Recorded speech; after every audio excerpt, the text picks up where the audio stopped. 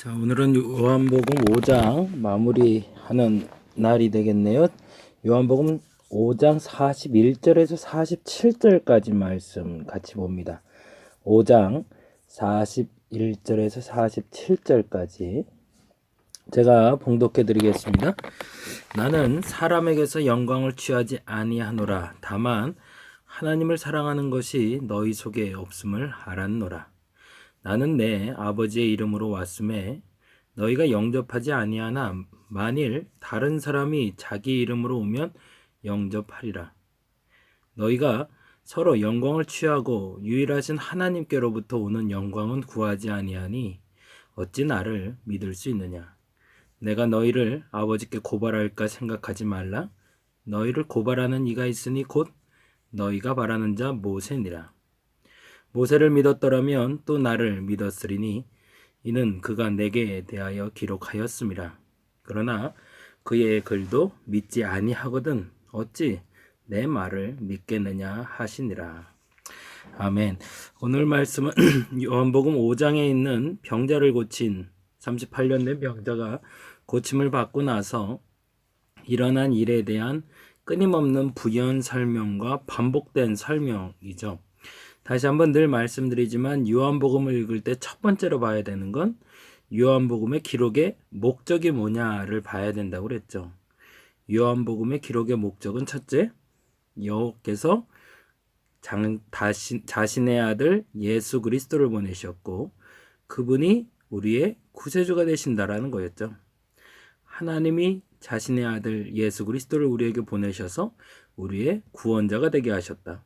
우리의 구원자 예수, 이게 첫 번째 고백이라면 두 번째 고백은 뭐였죠? 그분이 그를 보내신 이유는 우리로 영원한 생명을 얻게 하기 위해서. 이 두 가지를 설명하기 위한 매우 중요한 다양한 소스들이 요한복음에 기록되고 있고 제공되고 있다라고 말씀드렸고요. 특별히 오늘 요한복음 5장에 나타난 병자를 고친 비유를 통해서 5가지 증언을 얘기했었죠. 첫째는 세례 요한의 증언, 그리고 두 번째는 예수 그리스도 직접 그분이 행하신 일에 대한 증언, 그리고 세 번째로는 성부 하나님, 네 번째로는 성경의 증언, 그리고 마지막으로 모세, 율법의 증언, 이 5가지를 말씀드렸었죠. 그리고 지난 금요일 날 말씀드릴 때 여러분들 기억하시겠지만 우리 역시도 동일하게 그리스도인이라면 마땅히 이 5가지의 증언을 얻을 수 있어야 된다라고 말씀드렸습니다. 그 첫 번째 증언은 사람들이 나를 보고 그리스도인이다 라고 말할 수 있는 그러한 자격, 요건, 그리고 상황을 만들어낼 수 있어야 된다는 거죠. 그 누군가 나에게 너는 그리스도인이다 라고 말할 수 있는 사람이 있는 사람, 그 사람이 진짜다. 두 번째, 스스로 그리스도의 일을 행할 수 있는 사람이 돼야 된다. 나는 그리스도인으로 마땅한 일을 하고 있는가에 대한 질문을 던져야 된다는 거죠. 그리고 그 누군가가 나를 그리스도인으로 고백해주고 그리고 내 행위가 그리스도인답게 살고 있다면 그 나에 대해서 성부 하나님께서 증언해 주실 것이고 성경에 마땅히 쓰여진다 대로 나도 살아가고 있음을 알게 될 것이다 라고 말씀드렸습니다. 기억나시나요? 다시 한번 되짚어 봤으면 좋겠어요. 세례 요한의 증언처럼 누군가 나에게 너는 예수 믿는 사람이구나, 야 너 진짜구나 라고 말할 수 있는 사람인가. 둘째, 나는 주께서 행하신 것처럼 그리스도인답게 행하고 있는가. 셋째, 성부 하나님께서 보시기에 나는 합한 삶을 살고 있는가. 넷째, 성경에 기록된 대로 난 살고 있는가. 마지막 다섯째, 매우 중요한 게 나왔죠. 모세의 율법.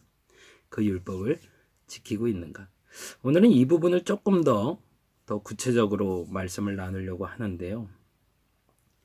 역시 동일하게 금요일날 설교에 대한 되새김 설교이긴 하지만 사실은 누군가가 나에 대해서 그리스도인이라 말해주고 내가 그리스도인답게 사는 것, 그거 굉장히 중요한 일이죠.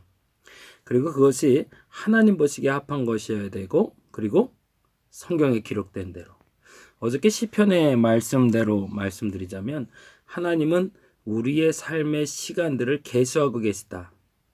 여러분 그 사실을 아시나요? 무섭고 때로는 두렵고 그러나 때로는 감사한 일이 셈법에 따라서 하나님이 우리의 삶을 계수하고 계시다는 겁니다.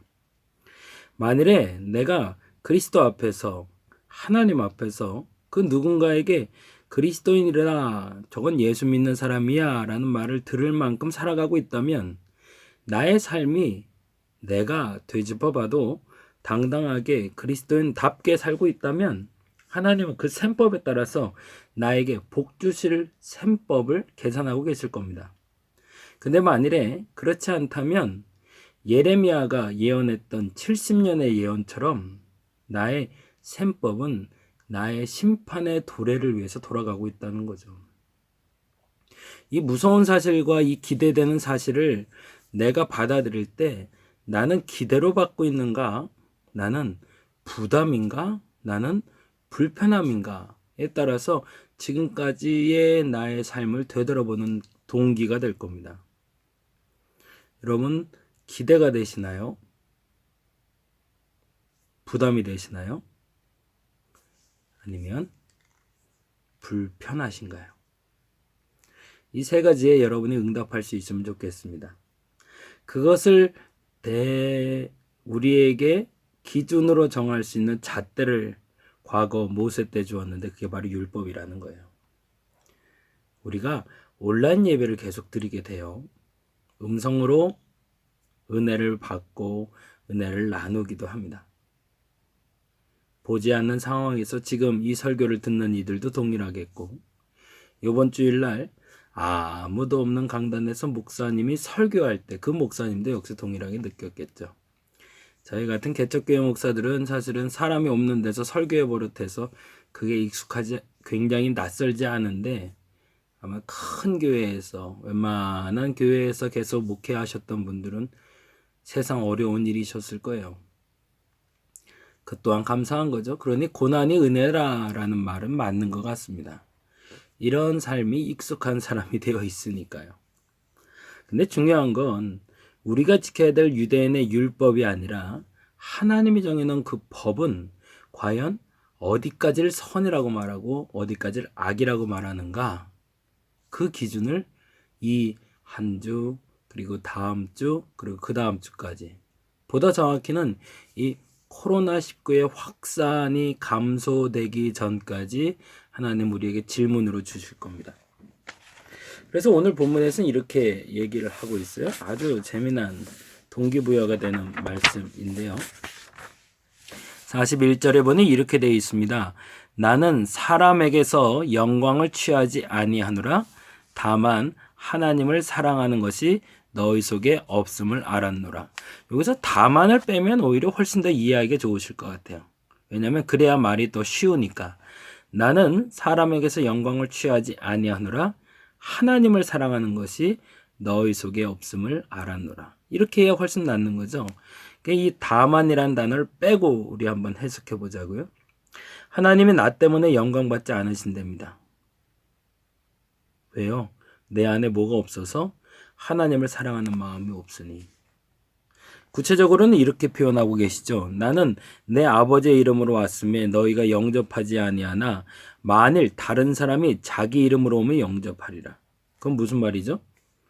하나님의 이름으로 오신 예수 그리스도를 내가 영접하지 아니했대요. 그런데 반면에 다른 사람이 자기 이름으로 오면 이건 적그리스도를 얘기하는 거죠. 내 아버지의 이름으로 왔던 하나님의 아들 예수 그리스도를 영접하지 아니하는 사람들이 적그리스도라 여겨지는 가짜 그리스도인들이 오면 영접한대요. 이번 신천지처럼. 왜? 이렇게 돼 있네요. 너희가 서로 영광을 취하고 유일하신 하나님께로부터 오는 영광은 구하지 아니하니 라고 되어 있죠. 이 부분에 줄을 쳐놓고 다시 한번 묵상하시면 좋겠습니다. 왜 하나님이 내게 영광을 취하지 아니할 것이라 말씀하셨냐면 내 안에 하나님을 사랑하는 것이 없기 때문이고, 또 하나 하나님이 나를 말미암아 영광받지 아니하실 거라고 얘기하신 이유는 우리가 우리의 영광을 구하면서 하나님의 영광을 구하지 않기 때문이라는 거예요. 조금 더 쉽게 말을 하면 나의 이득과 나의 복, 내 것만을 위해서 사는 사람들에게 필요한 적그리스도가 왔을 때 그를 영접할 것이지만 나를 위해 살지 않고 하나님을 위해 살고 이웃을 위해 살라고 말씀하시는 하나님의 영광을 구하지 않는 사람들, 그런 사람들이 어찌 나를 믿을 수 있겠는가라는 말입니다. 요즘 세태랑 똑같은 거죠. 왜 이단에 빠질까요? 왜 자꾸 무당들을 쫓아다닐까요? 도대체 무슨 복을 받으려고 하는 걸까요? 그들이 받는 복은 도대체 뭘까요? 본인들이 원하는 것이 이루어지는 거죠.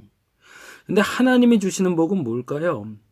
나를 영화롭게 하라는 말은 뭘까요? 그것은 스스로가 복되다, 스스로의 득을 위해서 살지 말고 이웃의 득을 위해서, 하나님의 영광을 위해서 사는 것은 희생적인 삶을 요청하는 것이기 때문에 그렇습니다. 이번에 뉴스에 한번 이슈가 된 게 하나 있네요. 안철수라는 한 당의 당수죠. 근데 그분이 이번에 대구에 내려가서 하루 동안 온종일 와이프와 함께 봉사를 하고 나오는 장면이 사진에 찍혔어요. 땀에 쩔은 송내이 같은 의사복을 입고 나오는 그의 모습 속에서 아주 미묘한 참 감사거리를 알게 됐어요. 그래서 제가 웬만해서 그런 뉴스 글에는 댓글을 안 다는데 댓글 하나 달아놨어요. 지금만 같았으면 참 좋겠다고.